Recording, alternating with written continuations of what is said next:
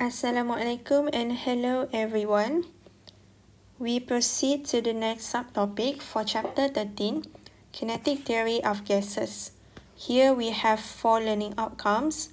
First is to state the assumptions of kinetic theory of gases. Second is to discuss root mean square speed of gas molecules. Next one, to solve problems related to root mean square speed of gas molecules.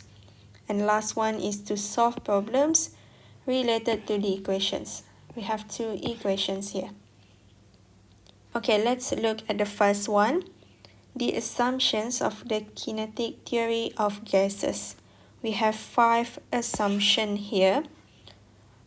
Okay, first one, the number of molecules in the gas is large and the average separation between them is large compared with their dimension. So the volume of molecules is negligible compared to the volume occupied by the gas. Okay, let's consider here. We have a container, and inside the container is a gas. Maybe oxygen, can be nitrogen, any kind of gas lah. Okay, wait. So we know that the molecules of the gas, there are a large number of molecules of a gas in a container. And each of these molecules, they each have their own volume, their own mass. Okay, but since the number of molecules is very large, dan apabila kita combine semua molekul ni dan kita cari dia punya volume, the volume of the combined molecules will be large. So, each of these molecule kita boleh neglect dia punya volume. So, ni lah maksud yang the first assumption here. Okay, next one. The molecules obey Newton's law of motion. As a whole, they move randomly. Okay, we know that the gas molecules, they all move freely and randomly in all directions. So it obeys the Newton's law of motion. Okay, next one. The molecules interact only by short-range forces during elastic collisions. Negligible forces between molecules except during collisions. Okay, so since the molecules of the gas, they move randomly in all directions, so obviously they will collide with each other. So when they collide with each other, there will be forces between them. Okay, there will be impulsive forces, attractive forces. So these forces, we can neglect them. Why? Because the collision is very short. The time of impact is very short. That's why we can neglect that forces on the molecules. Okay, and then next one, the molecules make elastic collision with the walls. So they also collide with the walls, and this collision we call it as elastic collision. Dan elastic collision bermaksud dia akan rebound.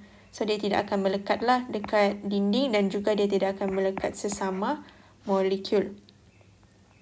And last one, all molecules in the gas are identical, meaning that they are all identical in terms of shape, the size. So this one lah. So there are 5 assumptions for this kinetic theory of gases. Okay, next one here. We look at the equation that we are going to use in this subtopic. Okay, first one here.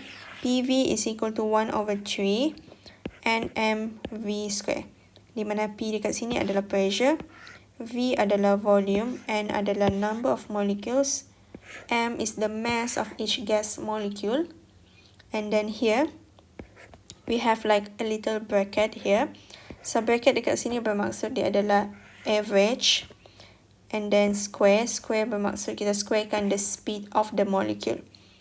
If we want it to be in terms of density, kita tahu density adalah sama dengan mass over volume. Okay, tetapi because we have a large number of molecules for the gas. So kita kena darab dengan the number of molecules. So here kita akan dapat P is equal to 1/3 nm V square divided by V. So this one adalah sama dengan density. So kita akan dapat a new equation here in terms of density. Okay, next one. We have root mean square speed of gas molecules ataupun kita gunakan VRMS. Okay, VRMS dekat sini adalah the square root of mean square velocity.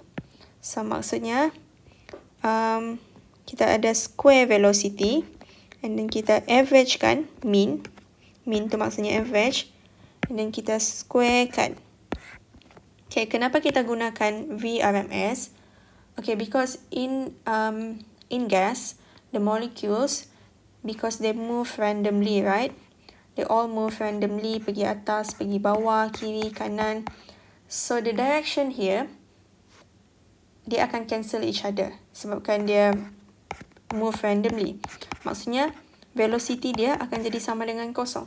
Okay, tetapi kita tidak mahu velocity itu sama dengan kosong because we know that the molecule still moving.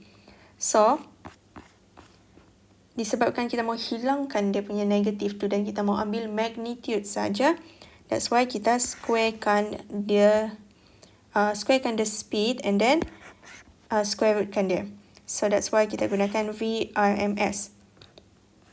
Okay, so the equation, the formula for VRMS ada dua. First is equal to 3 kT divided by m. K dekat sini adalah Boltzmann constant. T here is the temperature, m is the mass of the molecule. Or kita boleh gunakan in terms of molar gas constant. 3 RT divided by m. So this one adalah 8.31 I think. So nanti kamu rujuk balik berapa value constant dekat sini. T sama juga temperature and m here is the molar mass. So kita akan tengok in the next video how can we use all of this formula.